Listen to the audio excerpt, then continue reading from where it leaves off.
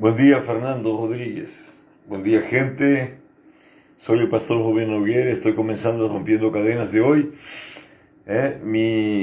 haciendo llegar mi cariño a la audiencia de Radio Columbia FM, así también como el abrazo a los amigos que se me acercan a partir de ahora a través de las redes sociales.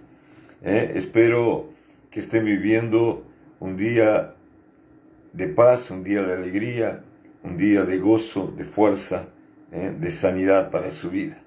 Oro para que el buen Dios se manifieste sobre su vida, trayendo provisión, trayendo consuelo, trayendo fuerza, trayendo aliento, y que usted pueda vivir un día según el propósito del cielo para su vida, según lo que Dios ha escrito en su libro para su día, para mi día, para nuestro día, este día que Dios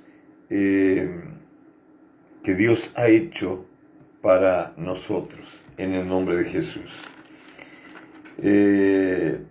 Vivimos una semana intensa en expectativas, ¿no? Estamos hoy el día 20, estamos en el día martes. El jueves próximo, o sea, faltan 2 días, recibimos al profeta Josué Dalasta y a su esposa. Hoy estuve allí en el hotel pagando la estadía, las diarias que él va a ocupar. Llega el jueves antes del mediodía y probablemente lo vamos a tener en un programa especial de radio que vamos a hacer de tarde a las 4 el jueves y el viernes, ¿no? El viernes a las 20 comenzamos nuestra campaña de milagros, y ciertamente tenemos una expectativa muy, muy fuerte de todo lo que hemos de vivir en esos días. Oro al cielo para que la expectativa, que es la que produce pensamientos de fe, se haga marcante en nuestras vidas y que podamos vivir, sí, lo sobrenatural del cielo, ¿no? Ese es mi deseo para esta semana, fin de semana. Les recuerdo, viernes, sábado y domingo, 20 horas, calle La Valleja 1280, la Cruzada de Milagros, y el sábado de tarde, día 24 de enero, la reunión con la pastora Mónica, esposa del profeta, exclusiva para mujeres, todas las mujeres del MBC y las que no siendo del MBC siguen y quieran estar ahí, están invitadas para ese tiempo tan lindo que ciertamente va a ser esa reunión con la pastora Mónica, esposa del profeta. 17:30 es la reunión, sábado 17:30, sábado 24 de enero 17:30 se realiza la reunión. Van a terminar por 19:30 y ya se quedan para el culto la segunda noche de la Cruzada de Milagros. Hemos hablado diariamente con el profeta y hemos publicado muchas de las cosas que Dios ha hecho en la vida de él. Entonces tenemos una expectativa muy, pero muy especial para este tiempo, en que Dios ciertamente se irá a manifestar en medio de las trincheras del MBC. Muy bien, antes de ir a la palabra, déjeme saludar por acá Miriam Montado Xavier, buen día. Expectante, mantenga esa expectativa, le pido por favor. Eli Lecuna, buen día, escuchando, bendiciones. Pamela Micaela, buen día, Dios lo bendiga, lindo día ya todos con el corazón expectante. Mantenga esa expectativa. La reunión de mujeres es sin comida. Sin comida. La pastora Mónica no viene a comer, ella viene a ministrar.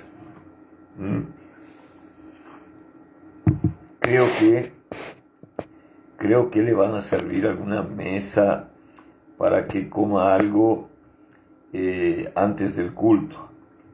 Pero yo no sé exactamente cómo están organizando. De repente las mujeres van a participar de eso. Yo no sé exactamente.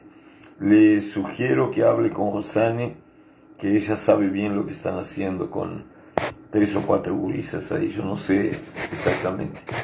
Hay tanta cosa envuelta en esa cruzada que dejé la comida. Pero la pastora ciertamente ha de comer algo antes de engancharse en el culto, luego de la reunión, porque ella también va a ministrar en la cruzada, ¿no? Junto al profeta. Así que algo debe haber, ni que sea un choclo. Mónica Rivero, buen día, bendiciones. Gladys Ferraz, buen día, ansiosa para esa cruzada, si Dios me lo permite. Dios siempre permite, doña. Usted tiene que tomar la decisión de estar. Silvia Karina, buenos días. Estela Boldrini, bendiciones, con Jesús escuchando. Kaira Micaela Lemos, buen día. Carlitos Camargo por acá, buenos días, escuchando y pintando con Estela a full. Pintando paredes, me imagino. Claro, no va a ser el auto, ¿no? Enilda Viera, buen día, bendiciones. Camargo cuando pinta solo es capataz, cuando está Estela se transforma en peón. Apareció Luis Núñez, pero capaz que se me viene una tormenta. Luis Núñez, buen día mi pastor, bendiciones, buen día. Gusto tenerlo por ahí, gracias por el aguante. Cariños a usted, Luis, a Magdalena, a Mateo. La abuela Laura Cardoso también a la escucha con Julio en la guerra con nosotros. Dios mediante, vamos a vivir una victoria grandiosa. Tengo a mi amiga Diana Polo Castro, buenos días pastor, bendiciones, allá por Aduana Batoví. Gente nuestra, con Carlos Daniel por allá, bendiciones. ¿Quién más tengo por acá? La abuela Laura Cardoso, Enilda Viera, buen día. Carlos Camargo, Enilda, Estela Boldrini, Laura Núñez. Creo que son esos. Creo que son esos. Bueno, gente, vamos a hablar un poquito de palabra, ¿no? Hoy es un martes, mañana tenemos culto. Vamos a estar ministrando sobre la gente, limpiando corazones, echando fuera demonios, sanando enfermos, para preparar un clima en que solo lo sobrenatural tenga que ocurrir allí en la cruzada con el profeta Josué Dalasta y su esposa Mónica. Tenemos una expectativa muy grande.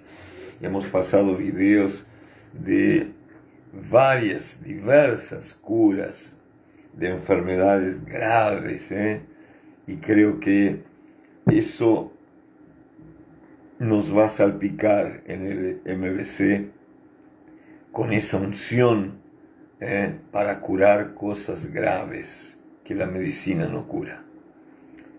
Tengo una expectativa muy fuerte respecto a eso. Bueno, yo estaba mirando el libro de Lucas, el Evangelio según San Lucas. Y yo estaba mirando el capítulo, déjenme ver, el capítulo 4, luego de la tentación de Jesús. Ahí está. Luego de la tentación, la Biblia dice que Jesús fue llevado al desierto para ser tentado por el diablo. Y luego Jesús se viene y comienza a moverse en, en lo sobrenatural, produciendo milagros, generando cosas fuertes, transformando la vida de la gente. Se da ahí, según el Evangelio de Lucas, el comienzo del ministerio de Jesucristo. Y allí en el capítulo 4, versículo 16, se cumple algo que es muy significativo. La Biblia dice que Jesús vino a Nazaret, donde él se había criado, y era un sábado, un día de reposo. Entonces Jesús fue a la sinagoga de los judíos, conforme era costumbre de Jesús y también del pueblo judío. Y él fue a leer el rollo de la ley, las escrituras que estaban en rollos. Y dice, y como fue a leer en la sinagoga conforme su costumbre, se le dio el libro del profeta Isaías. Y habiendo abierto el libro, Jesús encontró el lugar donde estaba escrito lo siguiente. Estoy en el capítulo 4, versículo 18 de Lucas. Allí estaba escrito lo siguiente: el Espíritu del Señor está sobre mí. Él me ha ungido para dar buenas nuevas a los pobres, me ha enviado para sanar a los quebrantados de corazón, a pregonar libertad a los cautivos y vista a los ciegos, a poner en libertad a los oprimidos y a predicar el año agradable del Señor. Esa era la presentación en el contexto espiritual de las sinagogas de la persona de Jesús como ungido de Dios. Y dice que Jesús, enrollando el libro, lo dio al ministro luego de haber leído y se sentó. Y dice la Biblia, y todos en la sinagoga estaban con sus ojos fijos en Jesús.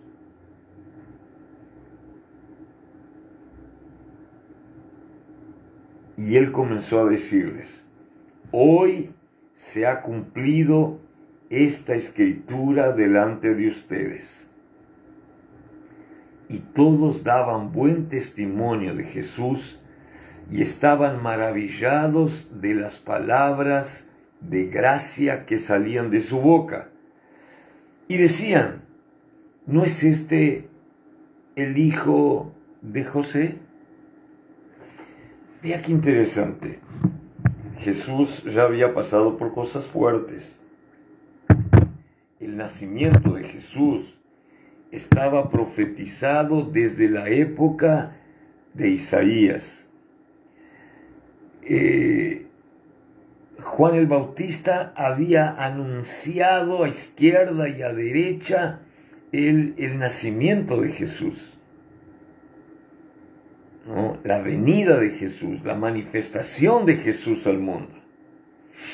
Y Jesús va a la sinagoga, lee este texto, le da al ministro el rollo, mira a los presentes y les dice: hoy se ha cumplido esta palabra delante de ustedes. Acuérdese de lo que decía la palabra.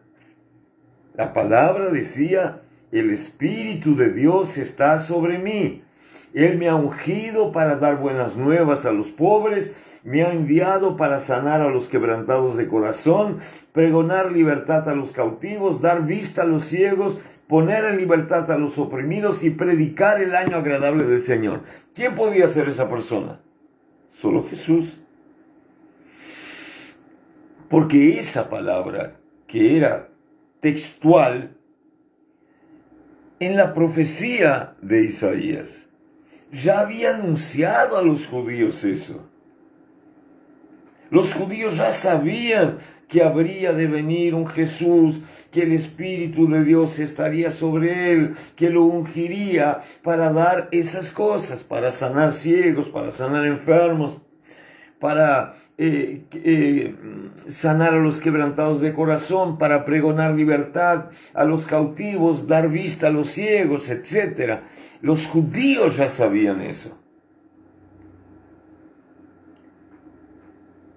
Y las palabras de Jesús atraían a los judíos. ¿Cómo sé de eso? Por lo que la Biblia dice. La Biblia dice que los ojos de todos en la sinagoga estaban fijos en Jesús. Parece mentira. Parece mentira. Pero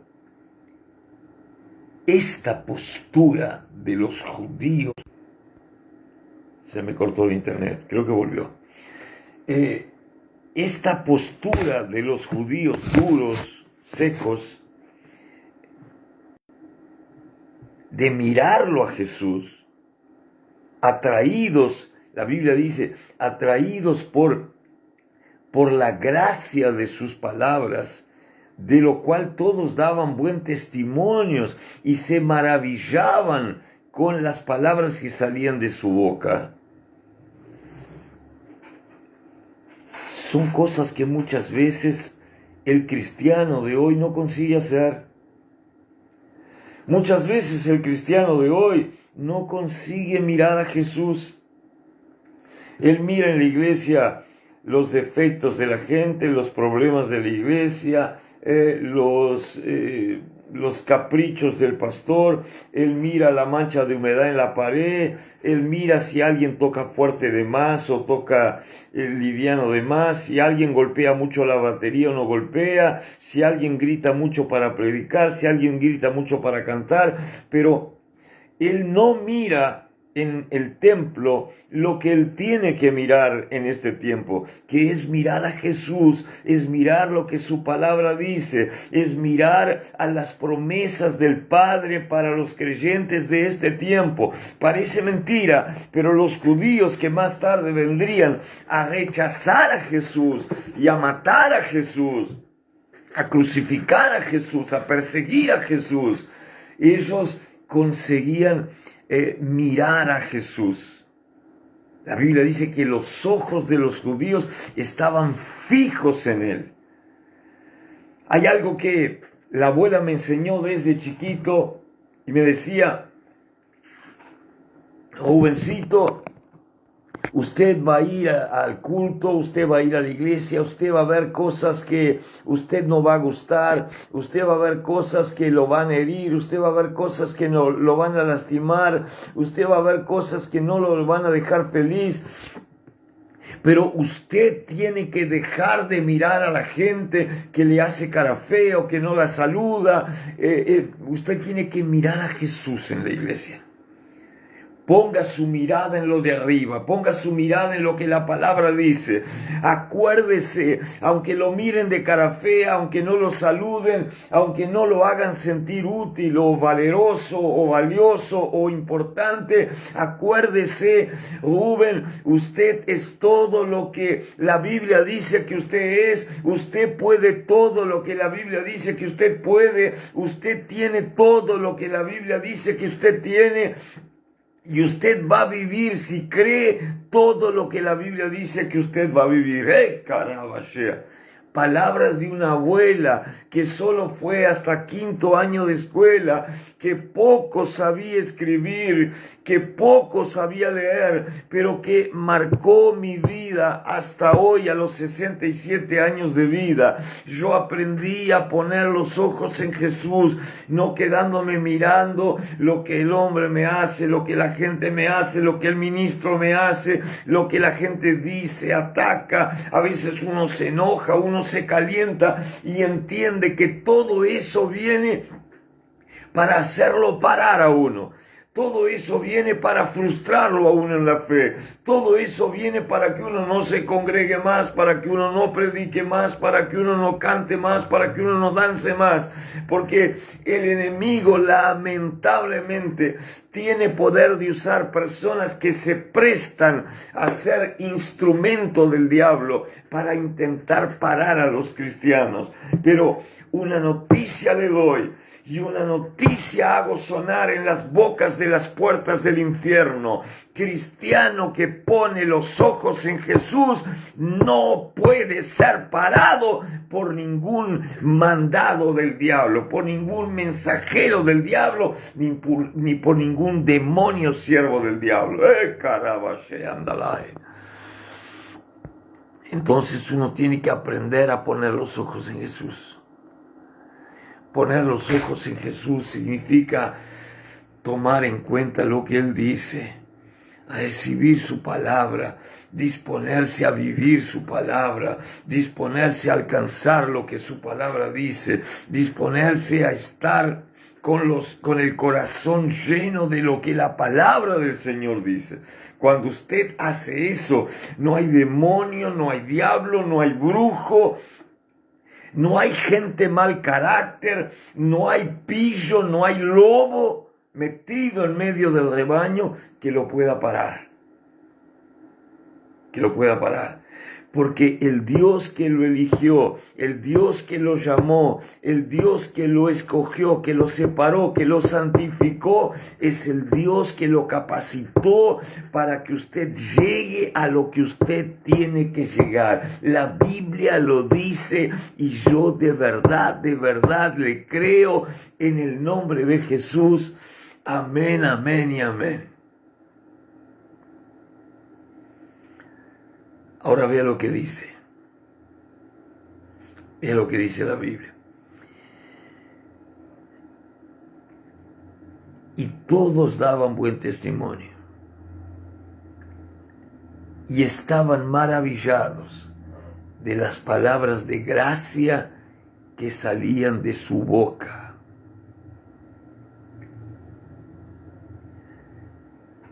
¿Por qué la palabra de gracia es importante? ¿Por qué la gente gusta de recibir una palabra de gracia?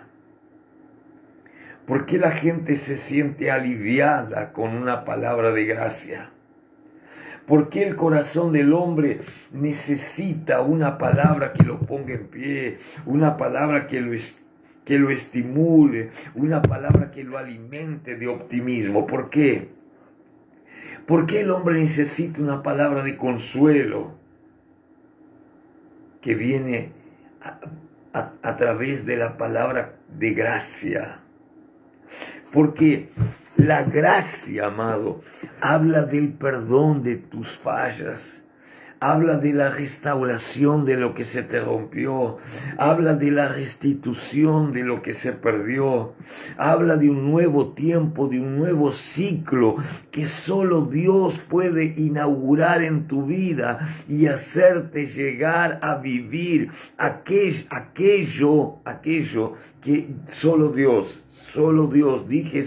Dios puede haber preparado para ti.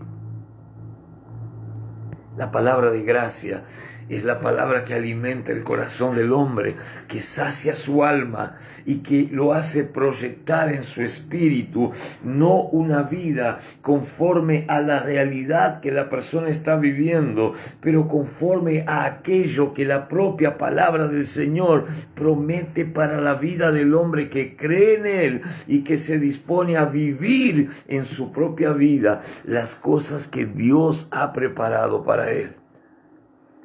Esa palabra de gracia es tan necesaria, que nosotros sentimos hambre de ella. Ahora vea, y Jesús les dijo, hoy se ha cumplido esta escritura delante de ustedes. Cuando Jesús dice eso, Jesús está diciendo, esta palabra que fue escrita por Isaías hablaba de mí. Jesús está diciendo, yo soy el que habría de venir. Jesús está diciendo, yo soy el que ustedes esperaban. Jesús está diciendo, yo soy el que fue capacitado por Dios y enviado por Dios para hacer todo lo que ese texto dice. En suma, Jesús estaba diciendo, yo he venido ungido de Dios para traer buenas nuevas a ustedes. Yo he venido ungido por Dios para sanar a los quebrantados de corazón. Yo he venido enviado por Dios y ungido por Dios para pregonar libertad a los cautivos. Yo he sido enviado por Dios, ungido por Él, para traer libertad a los cautivos, a los oprimidos, y para predicarles que este es el tiempo agradable de Dios, el tiempo aceptable, es el tiempo en que las cosas de Dios están como nunca disponibles para ustedes. Eso era una revelación, era una enseñanza que debería hacer con que los judíos miraran a Jesús no como un ministro que hablaba bien, no como un pastor que hablaba bien, no como un sacerdote que hablaba bien, pero era necesario que la gente empezara a mirar a Jesús como el Verbo hecho carne, empezar a mirar a Jesús como el Hijo de Dios que vino a la tierra, enviado a salvar lo que se había perdido. Era necesario que el judío entendiera, y que el mundo entendiera, que aquel hombre que estaba delante de ellos, sentado en la sinagoga, que había leído esta palabra y que había dicho que eso se cumplía en presencia de ellos, sobre él, era el propio Dios que había venido a la tierra para deshacer las obras del diablo y para dar descanso, para dar alivio a todo aquel que estaba cansado de su vida, de su dolor, de su sufrimiento, de sus quejas, de sus abandonos, de sus rechazos, de sus dolores, de sus enfermedades. Era Él. Lo que era esperado. Imagínese si yo estuviera en esa sinagoga, si yo estuviera en esa iglesia. Imagínese si yo viera a alguien que dijera, esta palabra se cumple sobre mí, y que me hiciera entender que aquel era Jesús, que había venido a hacer todo lo que la Biblia dice.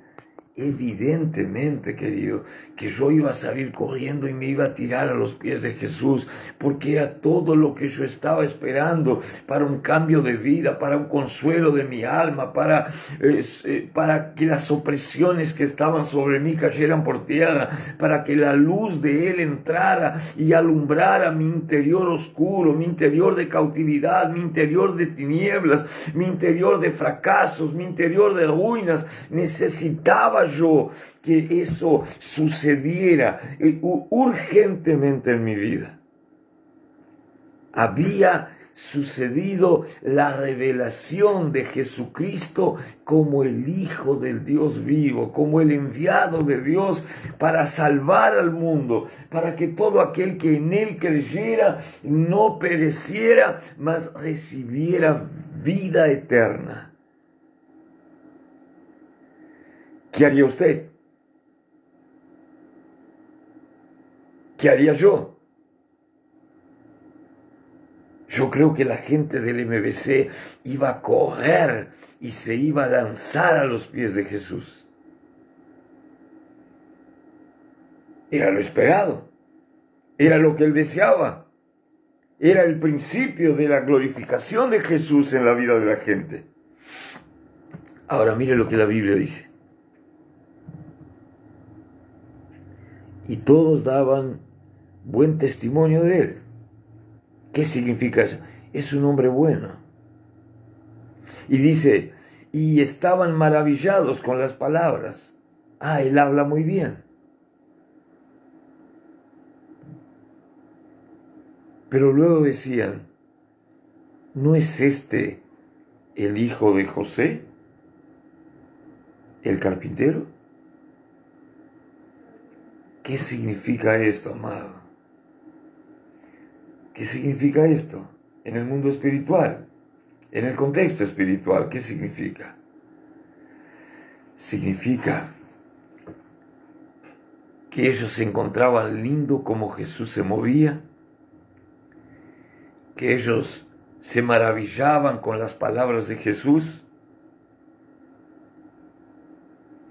que ellos estaban atónitos por lo que Él había manifestado allí,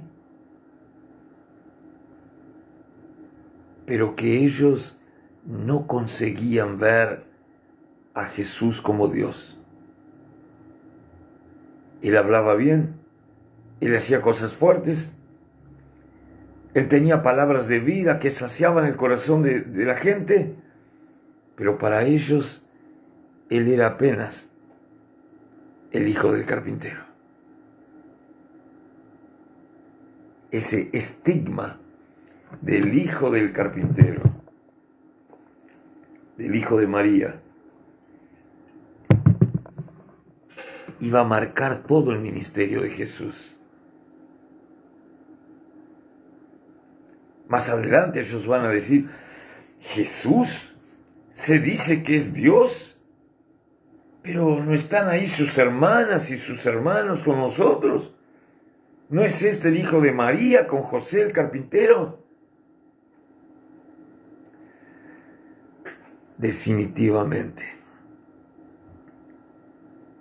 Hay gente hoy que ve en Jesús al médico que sana, que ve en Jesús al que presta plata, que ve en Jesús el que echa demonios fuera, que ve en Jesús el que produce cambios en la vida de la gente, pero no consiguen ver en Jesús al Señor de señores, al Rey de reyes, aquel que debe recibir en nuestras vidas toda la honra, toda la gloria, todo el señorío y el reconocimiento. Para muchos, Jesús es el psicólogo. Para muchos, Jesús es el consejero matrimonial. Para muchos, Jesús es el que provee. Apenas. Para muchos, Jesús es el que sana. Es el médico. Es el banquero. Es el enfermero. Es el milagrero. Para muchos, Jesús no pasa de eso. Y como tal no es visto como algo más que alguien que vino para ayudarnos.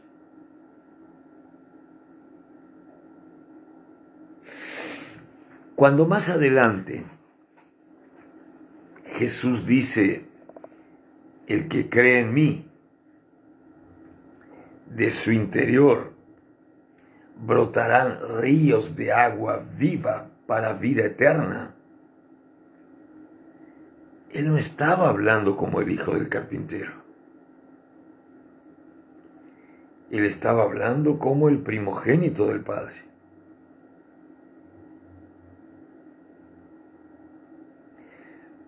Cuando más adelante Jesús va a decir, vengan a mí todos los que están trabajados y cansados, y yo los haré descansar. Lleven mi yugo sobre ustedes. Mi yugo es leve, mi carga es suave. Él no estaba hablando como el hijo del carpintero. Él estaba hablando como el enviado de Dios. El verbo que se había hecho carne. El Cordero de Dios que quita los pecados del mundo.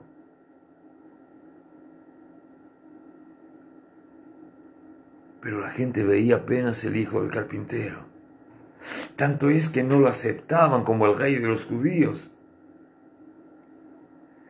Tanto es que no lo veían como aquel que vino a libertar a Israel, no de la esclavitud de Roma, pero la esclavitud de pecado, de muerte eterna.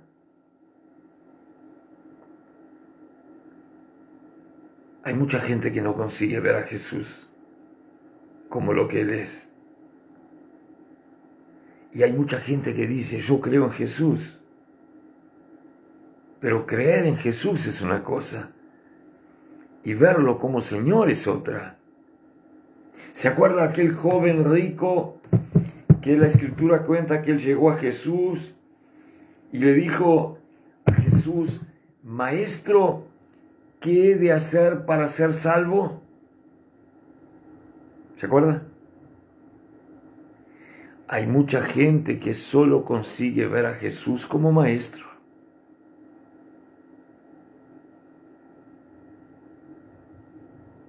No como el Hijo de Dios. Hay mucha gente que consigue ver a Jesús como profeta, no como Hijo de Dios. Para fieles de otras religiones,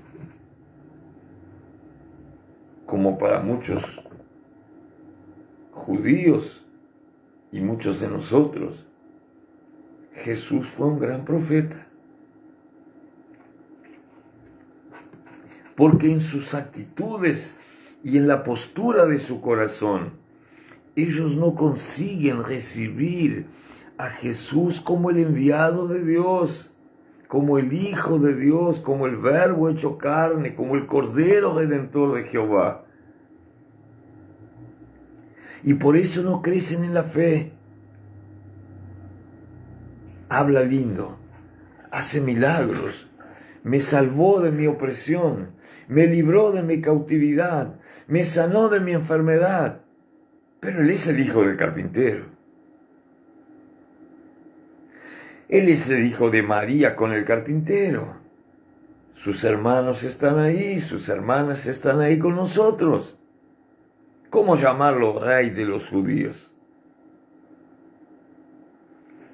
Esa tendencia que tenemos a ver a Jesús de esa forma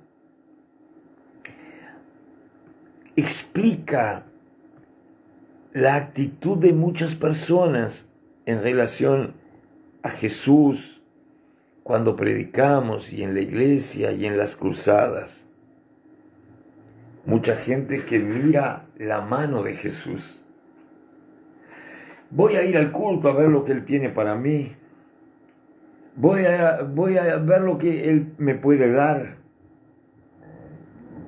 Voy a ver lo que consigo con Jesús.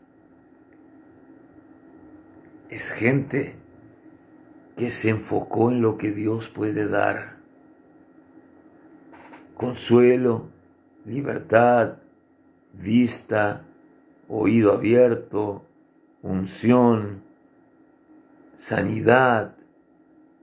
Es gente que mira a Jesús solo en lo que Él puede hacer.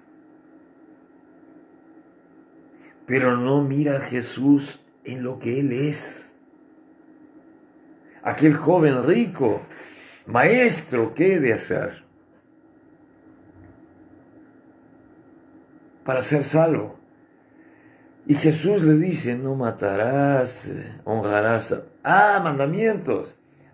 Esos mandamientos, Maestro, yo he guardado desde mi juventud. Era un muchacho religioso.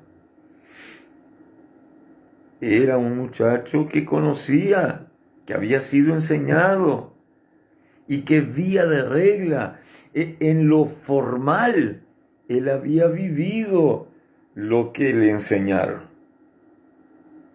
Pero Jesús, al mirarlo como Dios, Jesús conoce el corazón del hombre. Y él ve que todo aquello que aquel joven había hecho cumpliendo los mandamientos no pasaban de formalidad religiosa.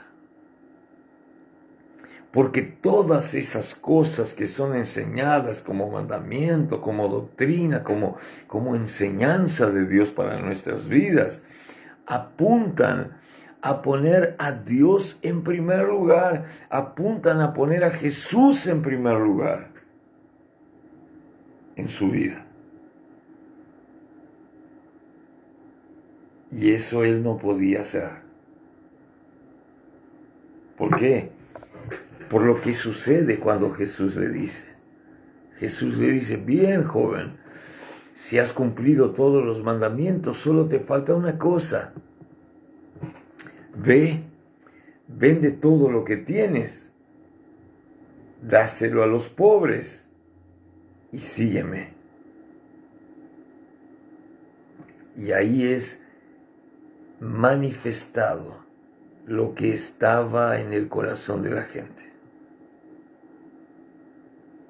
en el corazón de aquel varón, en el corazón de aquel muchacho que llamaba a Jesús de maestro, pero no de Señor. La Biblia dice, cuando el joven oyó lo que Jesús le dijo, se puso triste porque tenía muchas propiedades. Evidente que no hizo lo que Jesús le dijo. Evidente que no llegó a la salvación. Porque él veía a Jesús como el hijo del carpintero. Él veía a Jesús como el maestro. Pero él no veía a Jesús como Dios. Y la Biblia dice que para que seamos salvos tenemos que creer que Jesús es el Hijo de Dios. Yo cuando hago la oración de fe, la preparación para bautismo, yo siempre enseño, amado, Jesús es el Hijo de Dios. Jesús nació con un cuerpo como el mío, como el suyo, con carne, con hueso, con sangre. Jesús murió en la cruz del Calvario, por usted y por mí. Yo siempre enseño, la sangre que Jesús derramó en la cruz del Calvario era sangre sin pecado, sin mancha, y ella tenía el poder de limpiarme a mí y a usted de mis pecados y sus pecados pasados, presentes y futuros, porque Él era, Él es y Él será siempre el Cordero Redentor de Dios que quita los pecados del mundo. Y yo siempre enseño que yo tengo que creer eso y tengo que creer que Él murió en la cruz por mí, pero Él resucitó al tercer día y que Él está sentado a la diestra del Padre donde Él intercede por mí y por usted. Yo enseño eso porque yo no puedo ver en Jesús un maestro. Yo no puedo ver en Jesús un enfermero. Yo no puedo ver en Jesús un banquero. Yo no puedo ver en Jesús apenas un médico. Ah, pastor, pero se habla de Jesús como el médico de los médicos. Es verdad. Pero también se habla de Jesús como el Hijo de Dios. También se habla de Jesús como el Verbo hecho carne. También se habla de Jesús como el Cordero Redentor inmolado desde el principio. También se habla de Jesús como el Salvador. También se habla de Jesús como aquel que vino a destruir las obras del diablo. También se habla de eso. Y también se habla de Jesús como el Señor. Si Él es Señor en nuestras vidas, Él debe estar en primer lugar en mi vida. ¿Sí? Sí. Pastor, ¿y por qué llego al culto 9 menos cuarto entonces? Pastor, ¿y por qué llego al culto 8:30? Pastor, ¿y por qué llego al culto conversando, masticando chicles, saludando a todo el mundo como si no estuviera ocurriendo nada? Porque están solo cantando. Solo cantando. Quiso decir adorando.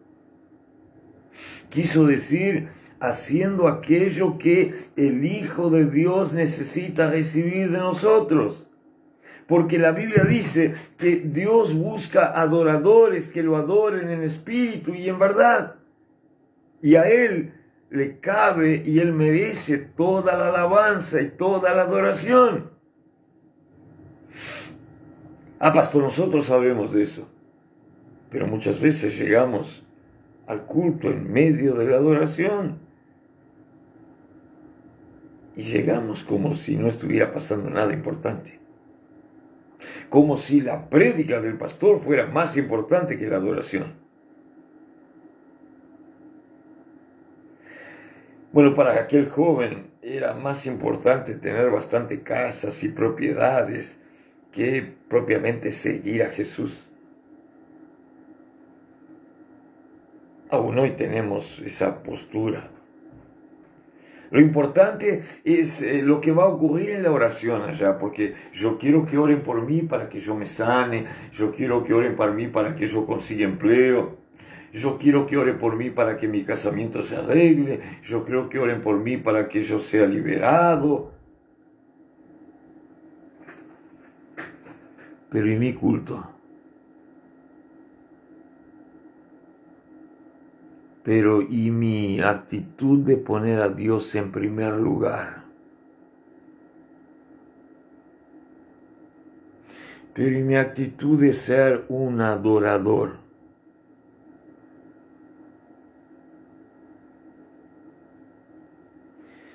Sí,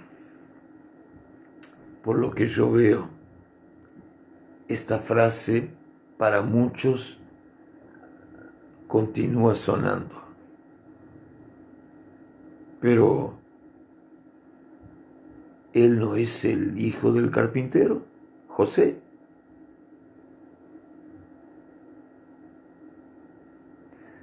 ¿Sabe por qué le digo eso? Porque normalmente cuando hay algo fuerte en la iglesia, tipo una campaña de milagros, la gente llega a tiempo. Pero cuando es un culto normal, que de repente es para liberación, de repente es para sanidad, eso va a suceder cuando oren. Yo al final voy a estar ahí. Pero le digo, cuando falta mi actitud de reverencia, cuando falta mi actitud de adoración, cuando falta mi actitud de alabanza, cuando falta mi actitud de honrarlo a Jesús, cuando falta mi actitud de humillación delante de Él como Señor, como Rey de Reyes, yo estoy diciendo, Jesús va a estar presente, pero Él es solo el hijo del carpintero.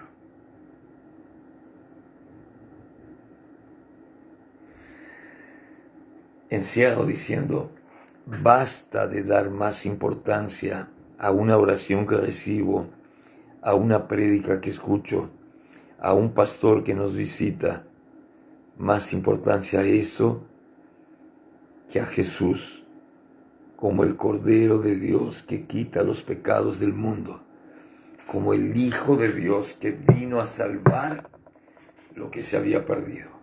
Jesús es Rey de Reyes, Señor de Señores. A Él toda la gloria, la honra, reconocimiento y poder en el nombre de Jesús. Amén, amén y amén. Y solo hay salvación en Él y a través de Él. Vamos a poner los ojos en Jesús y a declarar, ahí está nuestro Dios con nosotros. Eso cambia vidas, cambia realidades y cambia nuestros tiempos. La Biblia lo enseña. Yo de verdad le creo en el nombre de Jesús. Amén, amén y amén. Gente, Dios lo bendiga. Yo vuelvo mañana al mediodía por Radio Columbia FM y por las redes sociales del MBC. Beso a todos. Chau, chau.